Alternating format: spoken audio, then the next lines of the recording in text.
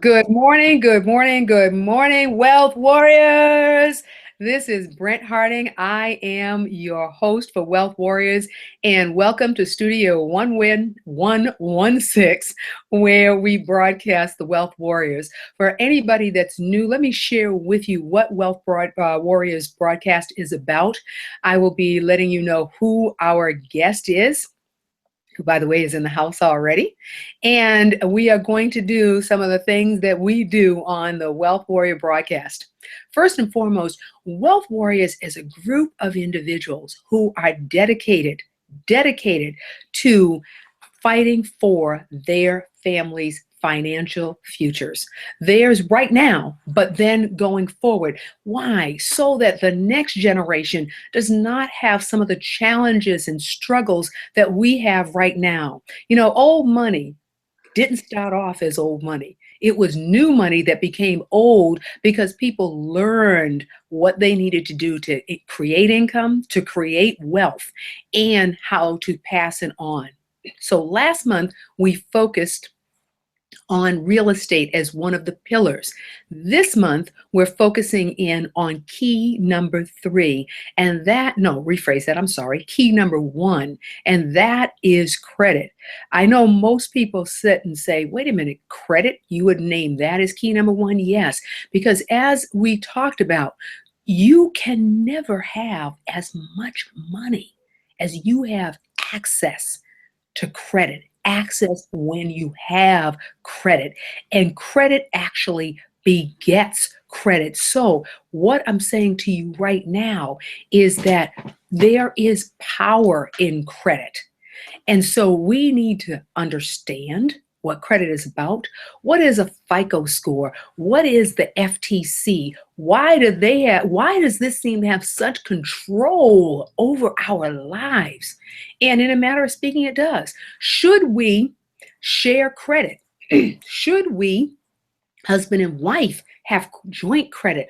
All of these kind of questions we're going to talk about today with our subject matter expert, who happens to be Chris Bridges, who also does a radio talk show on credit.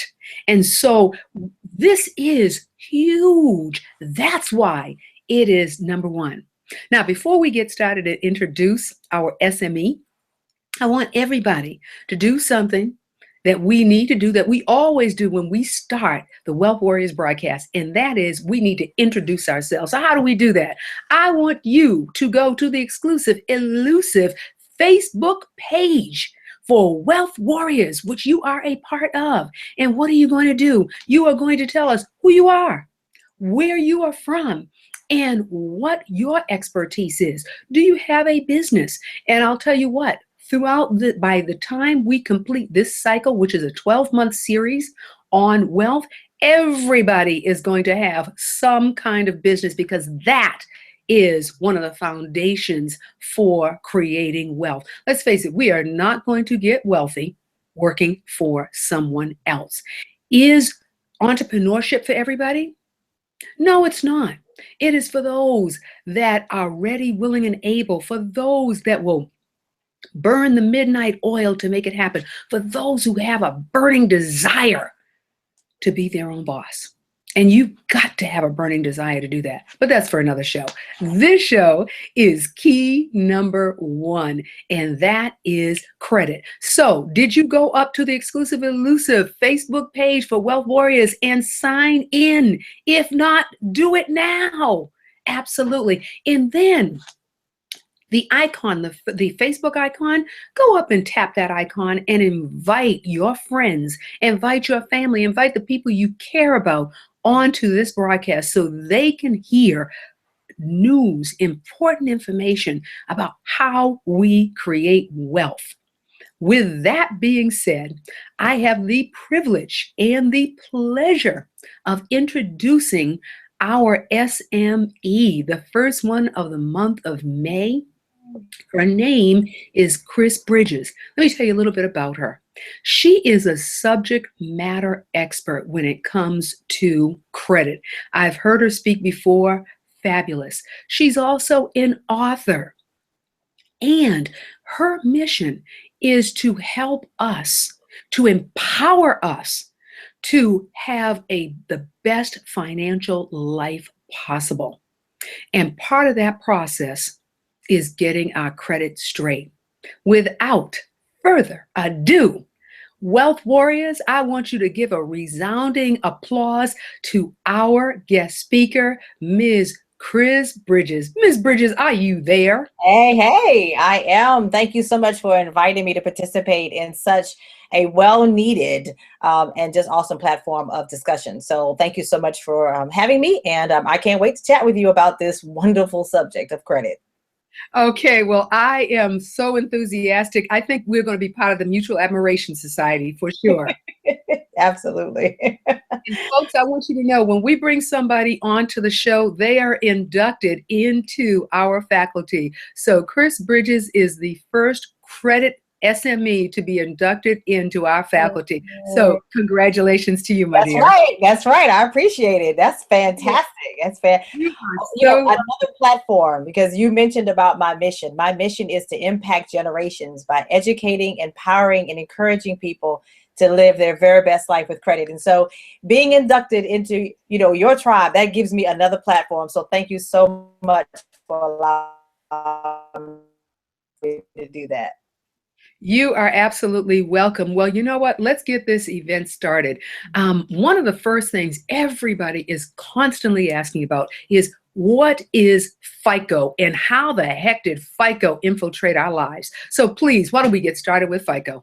Sure. FICO, FICO, stands for Fair Isaac Corporation. And it's actually a company. It is a company that has evolved. And I'll tell you a little bit of history, but today they are probably the largest, the number one scoring model. So this company has created over the years a scoring model that is used to calculate our score.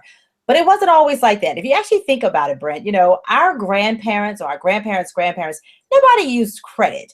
Credit wasn't infiltrated. I think I heard you kind of mention that word, like it is today. It wasn't a staple in how we are evaluated from a risk perspective like it is today.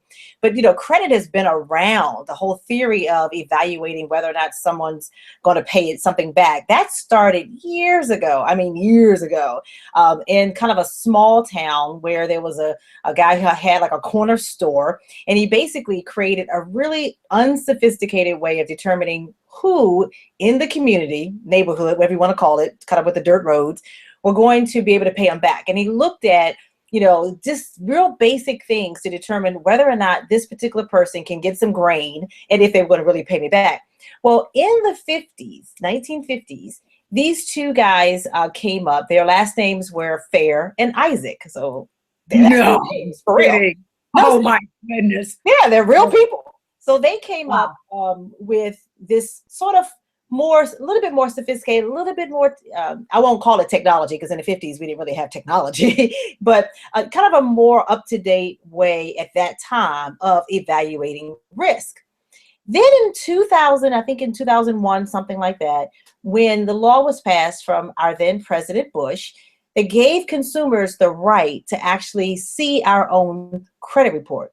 So interesting fact there, up until the 2000s, early 2000s, consumers couldn't even see their own report. However, that is huge. Really so you think about it, it's only 2015. So not that long ago was it passed into law that we actually have the right to look at our own credit reports. Prior to that, we were using credit, leveraging credit, but we never looked at it. So the banks and the lenders were looking at it, but we actually didn't have the right to review our own credit report until early 2000s. So what happened back in the 50s? Hold on just one second. What you're saying to me is that here I am, a consumer.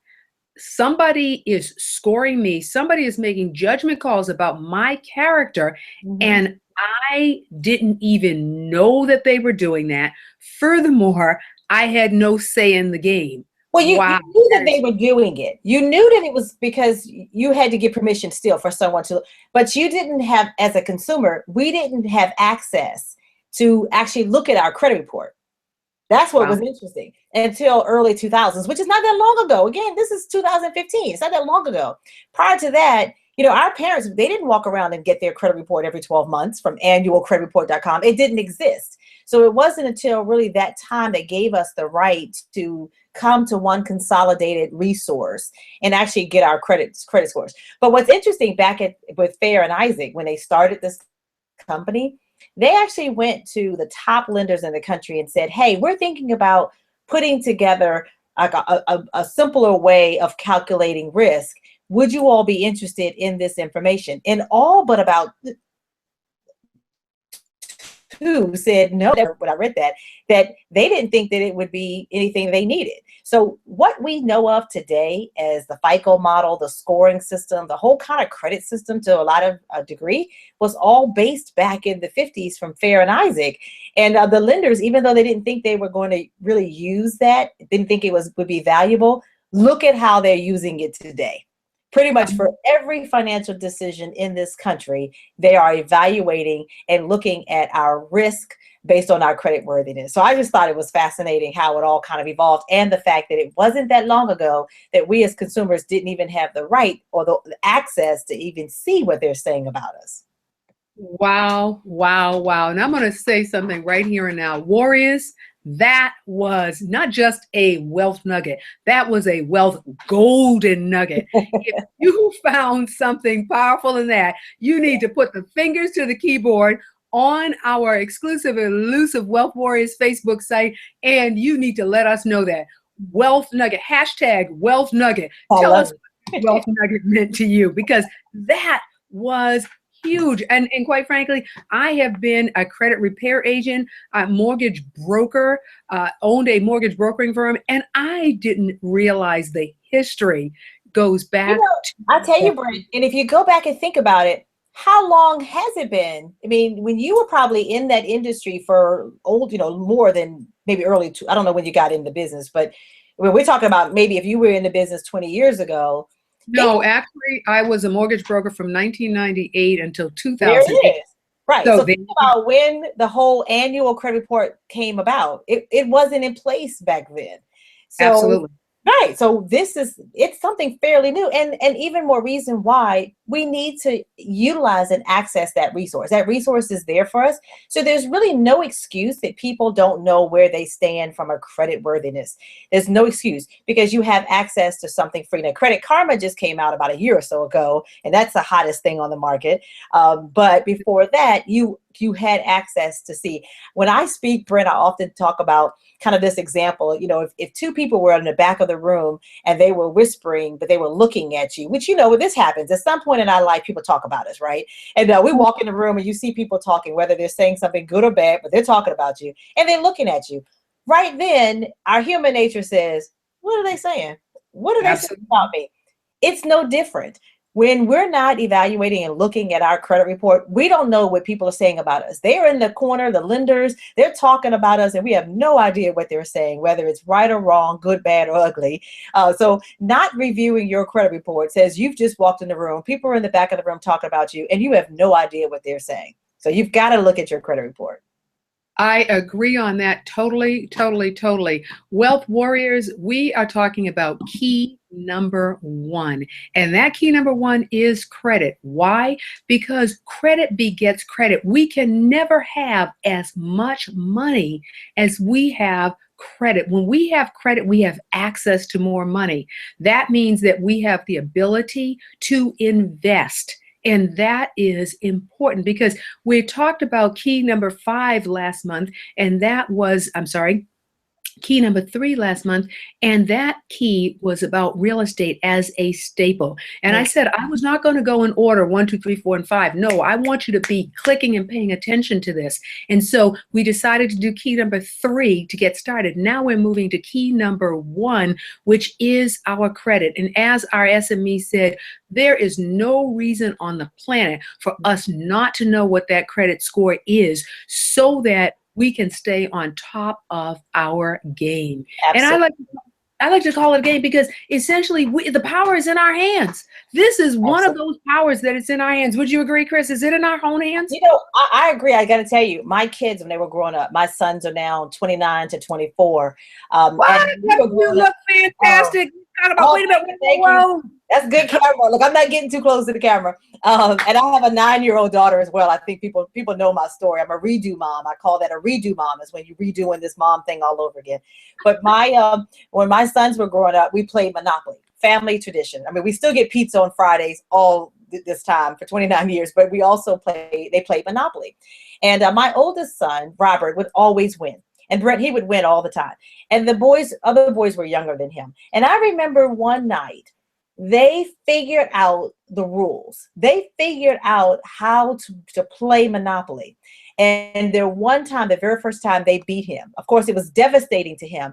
But what it taught the other kids is that once you know how to play the game, you can win. And there's no different in that than it is in credit. Once you understand the credit system and understand how it works, you then have the tools to be able to win. So that's what it's about in life, credit, financials, whatever it is. Once you get the information to know how to play the game, then you can win at the game. So I had to just share that story with you. I love it. I appreciate that because, hey, it's the human connection. And I can only imagine what his face looked like when they won. Like, what? Look, and of course, he's a huge competitive nature. So that was it. He never wanted to play anymore. Once they beat him, he didn't even want to play anymore. He messed up our whole family tradition because he always would win. He would always win. The other thing I wanted to share, you're dead on in your comments. The other thing I wanted to share is people often say to me, I don't need credit to build wealth. I can build wealth with my cash. And to some degree, you're right. But that cash will only take you but so far. If you want to create generational wealth, you're going to need to use somebody else's money to do that. So that's what credit allows you to do.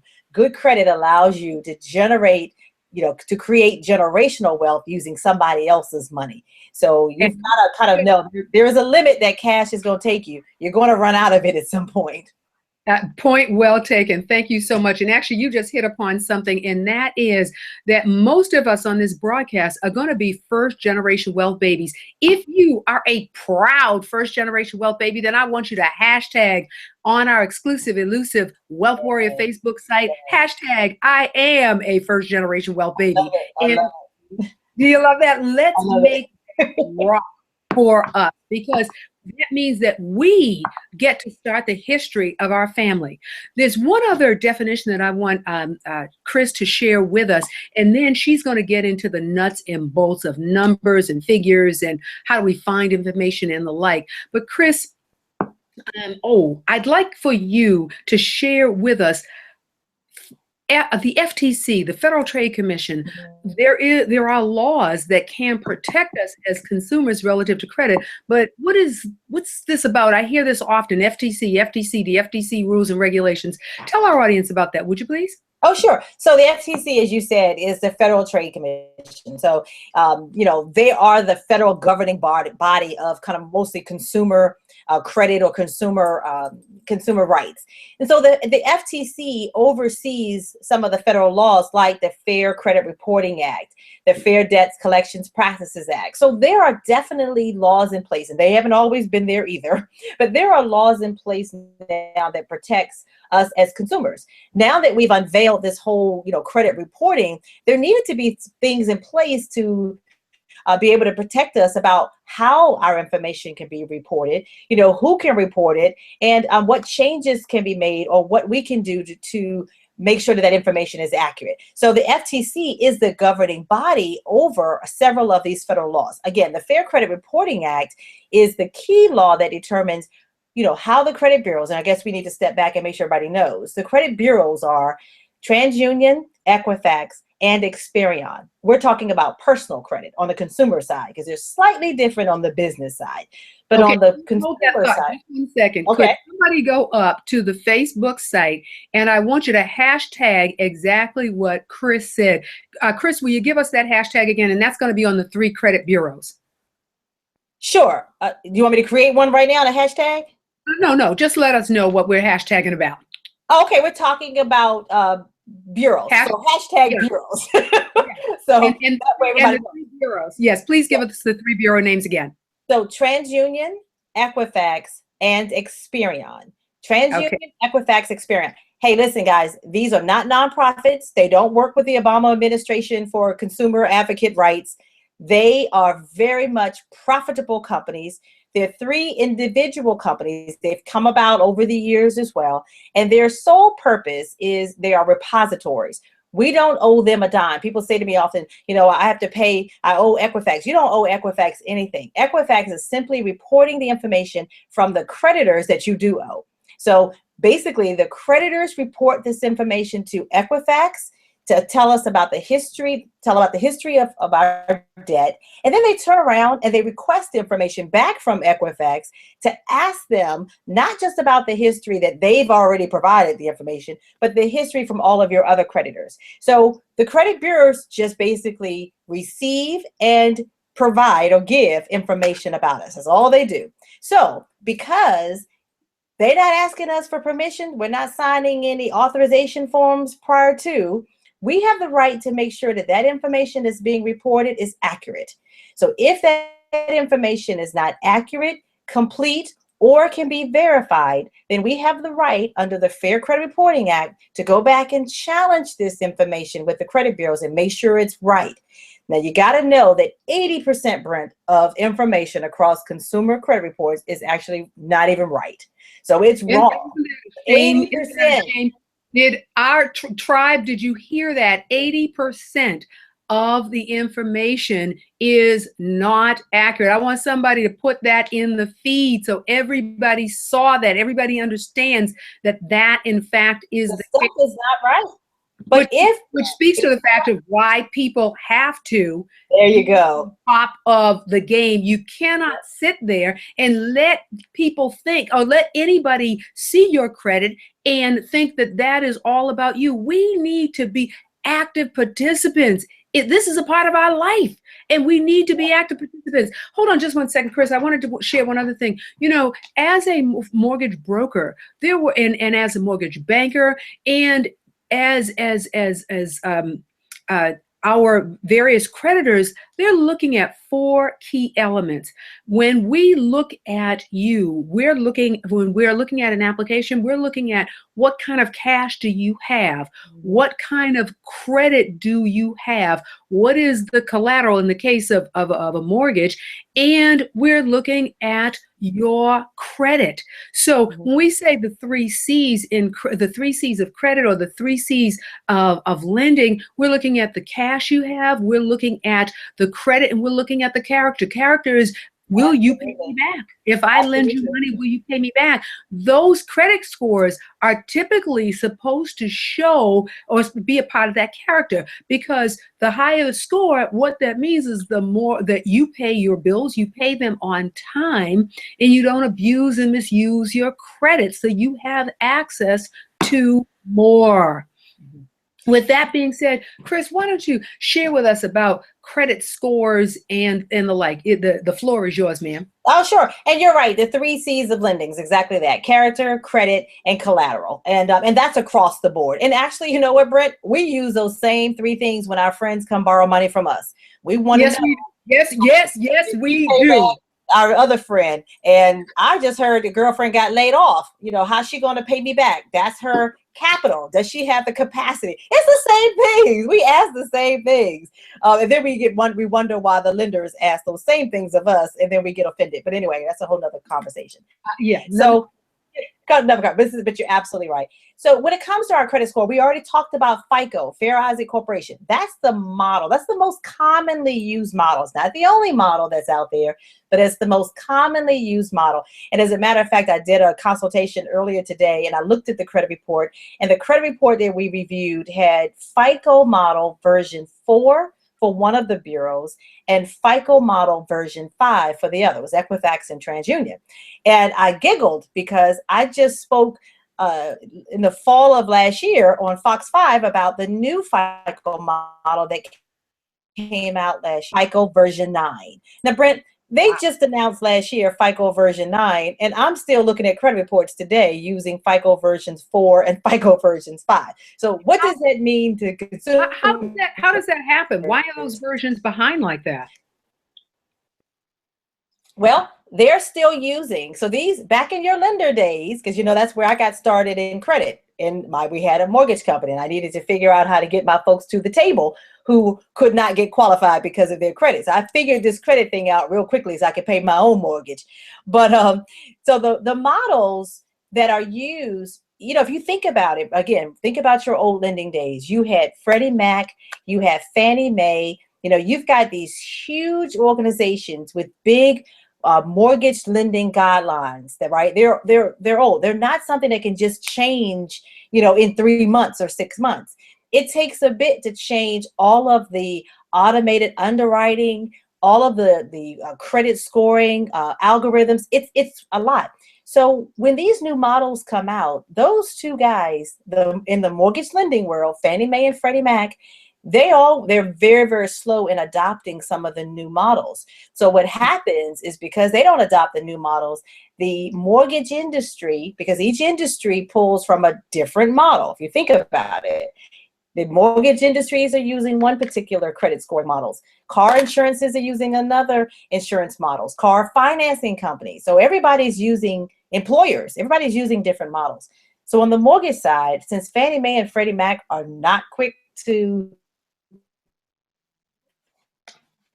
make, as FICO keeps coming out with these models, they're still using older models.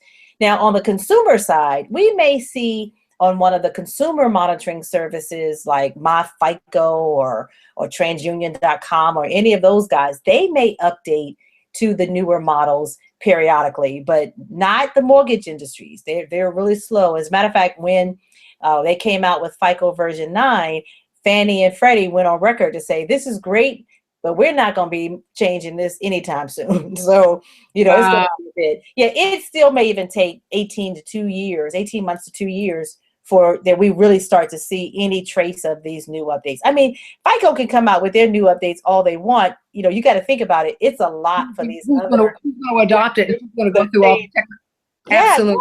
Absolutely. So anyway, back to FICO. So FICO is, again, the most common. There's also credit scoring systems called Beacon, and there's a lot of other ones, but FICO just happens to be the largest and the most common. But basically what they do is they've created this method, these algorithms that create a score. The score is really created based on the information. So a lot of times people focus on the score, focus on the profile, focus on the content, because that's what's going to actually result in, I think you mentioned something about that. When we kind of improve our profile, inevitably our score will go up. You pay your bills on time, you're going to have a high score. You miss a payment, your score is going to be affected. So it's the scores is the end result of the information that's out there about us on our credit profile. So, you know, depending on the model that we're using, we can see a range anywhere from 3 or 350 to 8 to 850. Some of the more consumer focused models like the Advantage score, some of those you might see a higher range. Don't get that twisted. You know, if you're looking at a scoring model that's got a 900 credit score, it doesn't mean that your score is that high. It's just they're using a different model. So it just depends on what model that you're using to compare it, you know, out there. But so our score is, again, the algorithms that are used, that's the scoring model. And there's a lot of them out there. And what's really interesting, Brent, not to go too deep, but I think I should just share this. Even in the scoring model, we fall between different. So let's say that we have like 10. Share that with us one more time. You said we fall between, what was that again? We fall within different segments of those models. So just follow me with this one. So let's say one segment could be a young adult, an 18-year-old just establishing credit.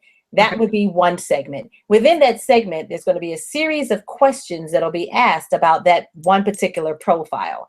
And based on how your credit, you know, report matches up, it'll trigger a score. Then there could be a segment that maybe it's for someone who's had credit for a little bit, you know, longer. Maybe they're in their mid-20s. They've got 1 or 2 accounts. Then that particular segment will have another series of questions different from the other one, because you're in a consumer. So it'll be different types of questions. And then that'll calculate a score. Maybe you're someone that's had credit and you've had a couple of blemishes. Then there'll be a different series of questions and it'll calculate your score differently. The point I'm making, without going into too much detail, is our credit over the years can actually fall within different segments, and we're calculated differently. So if you're someone who's had credit, am I going too deep, Brent? Am I going too deep? No, you're not going too. You're not going too deep. You're not going too deep. You just got a consumer here that's about to get mad because I can see somebody abusing and misusing me, and I'm sitting up here thinking to myself, "Hey, you can.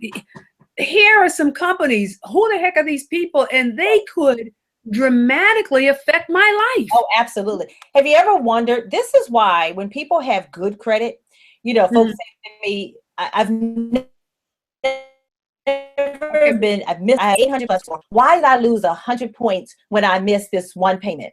And it's because your segment for that particular model said you've got great credit, high credit score, long history of good credit, never missed a payment. So when when you had that negative report, again, those same algorithms that are, asking those questions for that particular segment, you got dinged more than maybe your partner or your friend or your next door neighbor who's had a couple of, late payments throughout.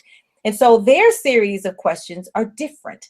And so that one late payment for them didn't affect them as much as it does for you. So it's very important to understand there are like 10 different models. So there's like 10 different segments that we could fall in. And you can even jump from one to the other. So maybe you are someone who's just starting out and your series of questions will trigger one particular score. But then over the series of your life, as you've established credit, you just move from that model into a different model. So now you're going to be calculated differently. So hold that thought. Hold on just one second. Folks, tribe, warriors, are you hearing what is being said to you? I know I keep asking you that, but I'm hoping that I'm getting your attention. I hope that Chris is getting your attention because I'm one of those, I can't stand the word complicated because I think people overuse it. However, I've got to say in this instance, it does get, it gets intricate and it does get complicated.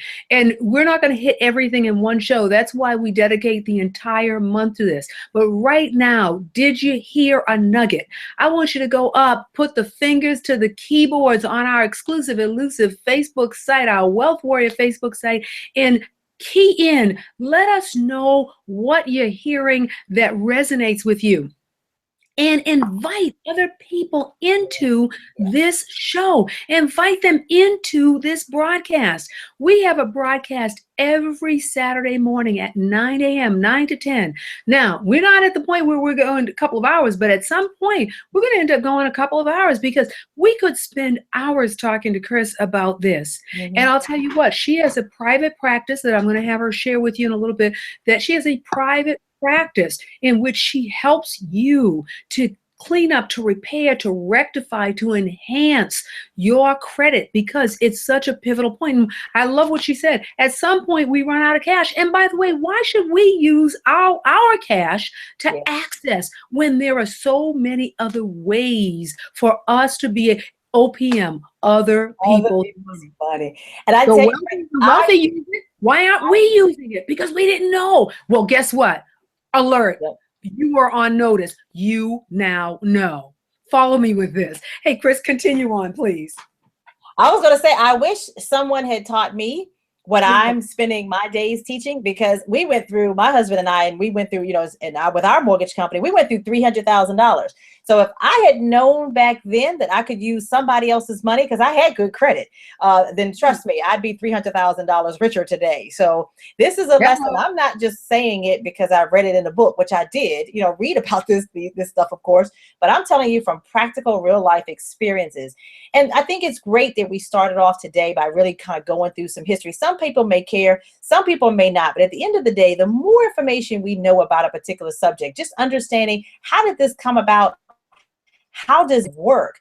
I think at some point we're going to come back and we're going to break it down even further. But I tell you, Brent, if we just kind of get a general understanding of credit, what is it used for? How is it work? And then if we just understand, just do what you need to do to, maintain good credit. And a big piece of it is just paying our bills on time.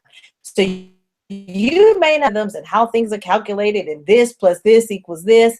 Don't worry about it. Just know that if you get into it, into debt, try your best to pay the debt. Now that's simple enough. That's what my father told me. He didn't know anything about credit scoring systems, but he used to tell me, Chris, pay your bills on time. And so that's an everlasting, priceless advice, never will go out of style. But the funniest part about that, Chris, is that most people call that old school. It's not old school. It is pay your bills school. Pay your bills on time. Absolutely. But then we find that sometimes we just can't do that.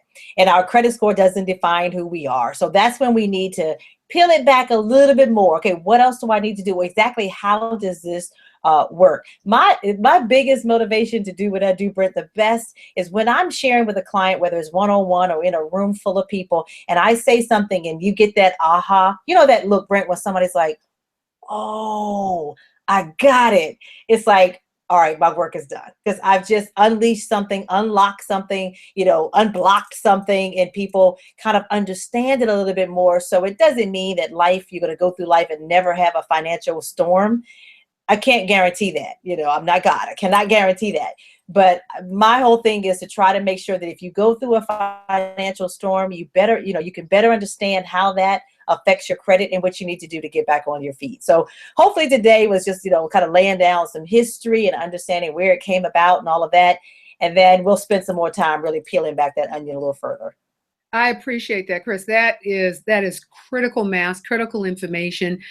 We've got about another 18 minutes on the show. The reason I share that with folks is so that you can invite some other people in. And guess what? We do have a replay button, but it's nice to be here live, catching those nuggets right here on time, on point. Chris, one of the things that I am doing right now in my other life, if you will, among the three areas, is I'm also helping people to deal with and understand how much credit they should have versus just getting over prolifferated. In many instances, we don't need to have 20 lines of credit in order to be able to do business. I look at lines of credit where there's $100,000 worth of possible credit or credible use. So if a person's in their 20s, realistically, how many I'm so sorry. I forgot one big one. Chris, tell everybody, please, what is a trade line? Oh, sure. A trade line is an account. It is an account that it's basically a debt.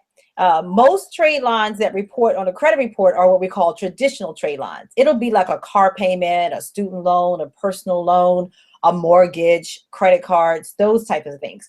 Those types of accounts report on a credit report. And then you've got some other type of trade line credit. Those are things like your wireless bill, your utility bill, your insurance bill, the medical, the doctor's bill. Those types of trade lines don't report on the credit report unless they've gone into default. So the only time you'll see those types of accounts are as collections, right? So that's what a trade line is. So typically it's an account that you entered into some type of established credit where there's a term and you're going to pay it back on a monthly basis. That's a trade line. Okay, excellent. With that being said, how many trade lines should a person in their 20s have that would allow a creditor to understand that they are a credible person or that they've got the character to repay the debt? So how many would you have, let's say, in your 20s? Well, I don't know if this answer is going to be any different if you're in your 20s, 30s, 40s, or 50s. So at the end of the day, what you want to do is get a few things established. And the reason being, number one, you've got to owe someone something in order to even trigger for the credit bureaus to calculate a score. So a lot of times people will say, I don't want any credit. Well, then you won't have a score. We'll still find you out there, but you'll have an NA instead of 3 digits. So you've got to get into it or have credit established for at least about reporting for about 6 months in order to even calculate a score. Now, this does not include those collections or charge-offs or judgments or anything like that. So you can have plenty of those on your credit report, but nothing else actively reported, like a credit card, a car, a student loan, and you still won't have a score. So that usually confuses people. They'll say, well, how do I not have a score? I've got all these collections. It's because those collections are calculated differently. And so you still need to establish something active in order to, to get that credit score activated. So we'd like to see, now the way that the FICO model is actually set up, 10% of our score is based on type of accounts. Now, everybody listening and watching this broadcast is not going to have all of these accounts, but what they'd like you to have on your profile would be a mortgage. So at some point, we want you to get a mortgage. They like to see an installment account, which are typically car payments or student loans. And then, of course, credit cards, which is a revolving account. So 10% of our score is based on the ability to have any of these three types. So you have a good diversity of credit. So let's say we don't have a mortgage yet, and that's cool. We want to invest in real estate. It's a great way to build wealth. But until you do that, you want to everyone should at least have one credit card. Now, if you've only got one to get, don't go to the mall. I don't want you to go and get the 15% off at the Kohl's and get this Kohl's card or Macy's or Vicky's. Thank you. Don't do that. I want you to go to your bank and get a traditional type of MasterCard or a Visa card. Now, if you're just starting out, great way to do that would be one of two things. Get a secured card. That's where you put money in the bank and then you can borrow money against your own money. That's called a secured card. It's secured against your money. Or you can also have someone add you on as an authorized user. Another great way of borrowing somebody else's credit to help leverage your score. So one of those two things, but we want to get a credit card. You probably could use about two. About two cards is enough. You don't need 3, 4, 5, 6, 20. Two credit cards managed well, meaning you have high limits, low balances, never been late. That's a good credit card. But that's probably, that's good. So, and then of course, most people will at some point have a car payment or maybe a student loan or a personal loan. So you want to get out there. You don't have to owe everybody. You want to sort of slow walk it. Now, if you're trying to do something like purchase a home, then yeah, they want you to have a couple of trade lines open. So you're establishing credit worthiness. The way they evaluate our credit today for consumers is based on what is the likelihood that this particular person, this individual, this consumer is going to file bankruptcy or go into default in the next 24 months. That's how they're looking at us. Businesses is a little bit different, but they're basing our past history, because credit, when you look at your credit report, it's already 30 days old. So they're looking at your past history to determine what's the likelihood that you're going to go into default in the future. So that's kind of how it's. So I would say, Brent, to get back to your question, everyone needs to have at least 1 or 2 credit cards, and we can have a whole show on identity theft and fraud. We're not talking about the credit card that's attached to your bank account either. I'm talking about the, a standard traditional credit card, because a lot of people will say, but I have a bank card. That's not the same because it's not reported to the credit bureaus. So our debit and credit cards that use that's attached to our checking accounts, that's not traditional trade line. So that's not reported to the credit bureaus. So that's not what we're talking about. We're talking about a standalone traditional credit card. Excellent. Everybody get that? We don't need to go out and have a deck of cards worth of credit cards. Okay. But if you do, Brent, I will tell you, I had a client that was a mortgage client that, no exaggeration, had a deck of credit cards. And I'd never seen a person that could have that. I didn't know you could actually access that many, but she laid them out for me. And after I had the coronary, then we went to work.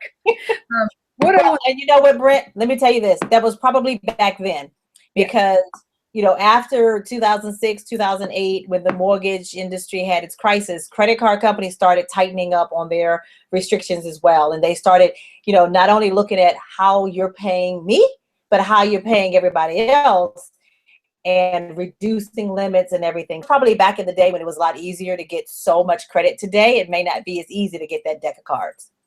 Ah, I see. I see. I agree with you wholeheartedly because they are thinking if you only have this much money, am I going to be in the lineup to get paid? So I totally get and understand that one. Folks, we got a lot going on here today. This has been huge in terms of information. And I have got to believe you got some nuggets out here today. You got some nuggets. And what we're going to ask you again, we still have about roughly 10 minutes. That means there's still time for people to come on the broadcast and catch some nuggets. So by all means, go up where you see the Facebook icon. I want you to go up and let them know you're here. And we are going to get set up for a flash mob. That's right. We're going to have everybody go up on Twitter, and I want you to tweet out that we got something going on. I'm on the Wealth Warrior broadcast. This is Saturday morning. I'm on the Wealth Warrior broadcast, and the nuggets are flowing. Because they are. So we're going to do a countdown. Are you ready? We're going to go up to our Twitter page. Want you to tweet in where you are from. Want you to tweet in that you are listening to the Wealth Warrior broadcast and let them know what nugget you got. So on the count of 5, we're going to hit it. Are you ready? 1, 2, 3, 4, 5. Flash mob. Oh, we like those words. We like those words. Warriors Tribe. A lot of information here. Want to share a couple of things with you. For upcoming broadcasts, want Chris to share a little bit about herself with you, and then we're going to start the wrap up. So first and foremost, you are hearing about key number 1, and that is credit. The entire month of May is dedicated to credit.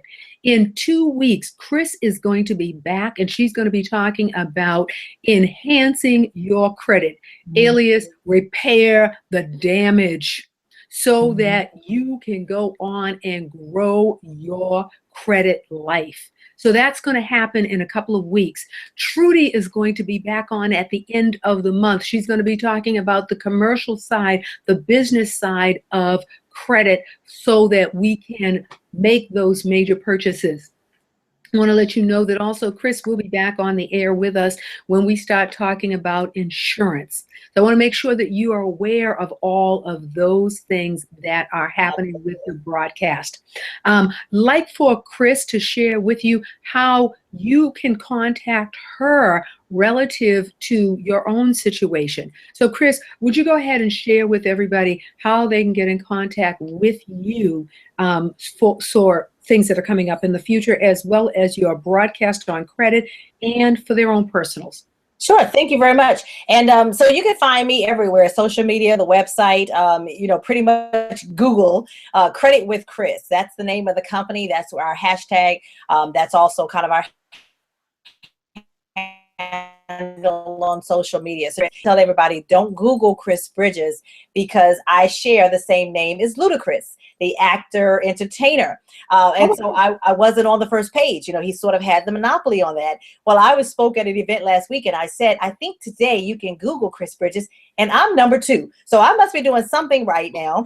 Because if you don't remember Credit with Chris, just put in Chris Bridges and you'll actually find me everywhere. So love for you to connect with me. I'd love to be a part of this awesome tribe. And if you'd like to talk to me about your personal situation, sometimes it is personal. It's something that, you don't want to necessarily put your face on Facebook and, put all your credit history out there. So if you want to connect, please do not do that. Do not. We don't want to know. But we do have a resource and a vehicle available for you to do that. So if you want to chat with me in a more discreet manner, just go up to the website, creditwithchris.com, and Chris is spelled CHRIS, and you'll see a tab right there on the website that says free assessment. That's an opportunity for us to chat. a more discreet and personal manner where we can talk about what's going on with you. What are your questions and your concerns? I will either give you the answers right there about what we do and how we help other clients in very similar situations. And so that's a great way to connect with me. I'm going to tell you now, you're going to have my attention on that call. So whatever you do, come and be prepared. Don't waste my time or waste your time either. So you've got to have an expert on the other line. If you want to talk with me, take action and do just that. So go on out to the website creditwithchris.com and register for your no-cost assessment with me. And then we'll figure out what's the best path for you to get back on track and get your credit restored. So again, Brent, thanks a lot for allowing me. And Credit with Chris is my hashtag. So while you're shouting out on the social media mob, make sure that you're using hashtag Credit with Chris. And also the broadcast that Brent, you shared. I do a weekly television show called Living on Top. Love to publicly invite you to come on and be my guest there as well. It's called Living on Top with Chris Bridges. It's every Tuesday at 3 o'clock. So you can get some information about that broadcast as well. Go on to the website. It's right there, Living on Top, take you to a whole nother page. And I'd love for you to connect with us where we're actually bringing financial resources. And again, Brent, we need to collaborate on that and get the Wealth Warriors information up there on that website, because it's great work that you're doing in the community. But same thing we're doing, just trying to help people to kind of get their heads out of the sands, address where they are, because, you know, just like the great technology with GPS.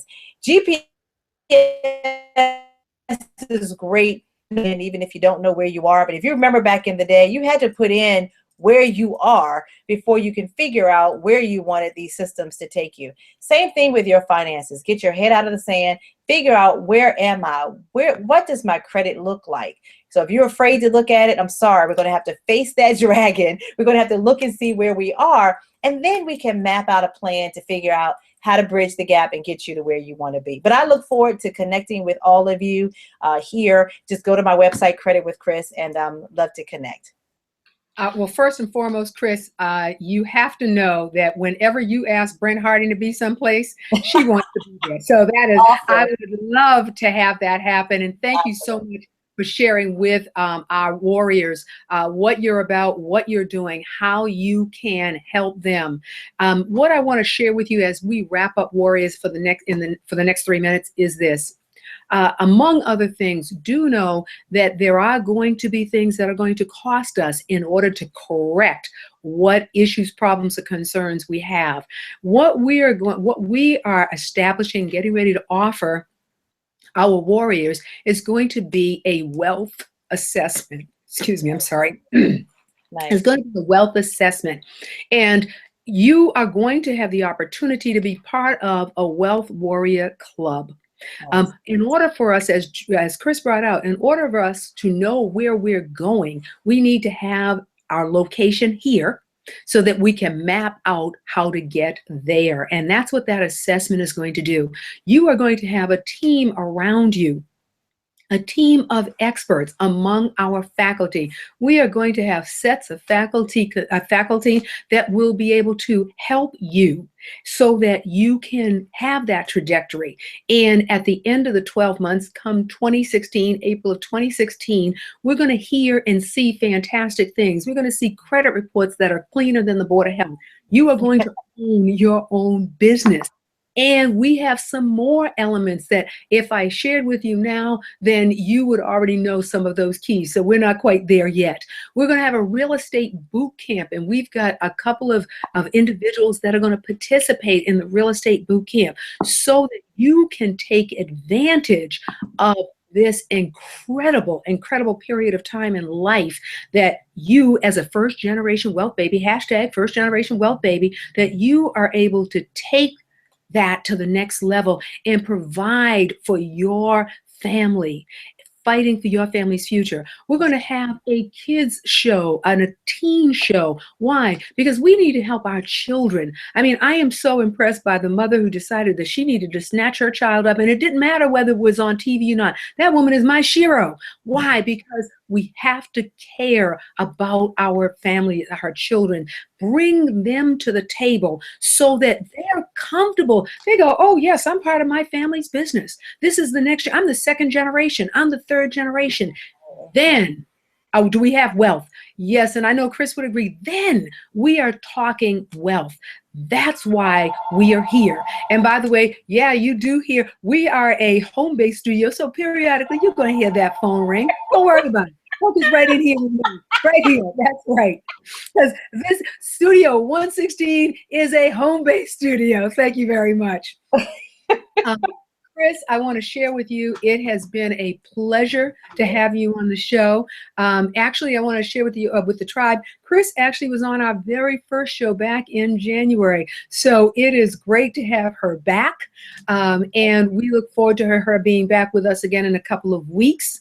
And I want you to make it an incredibly prosperous day. You know, Trevor Ott says, go out there and be amazing. So I'm going to adopt the same statement and say, go out there and be amazing. We will see you back here next Saturday, same channel, same location, same time, 9 a.m. Studio 116. Thank you again, Chris. Thank you so much for being with us. Thank you. Now stay blessed and continue to live on top, everybody. Take care. Bye-bye. Bye-bye now. Everybody, see you next week. Bye-bye now.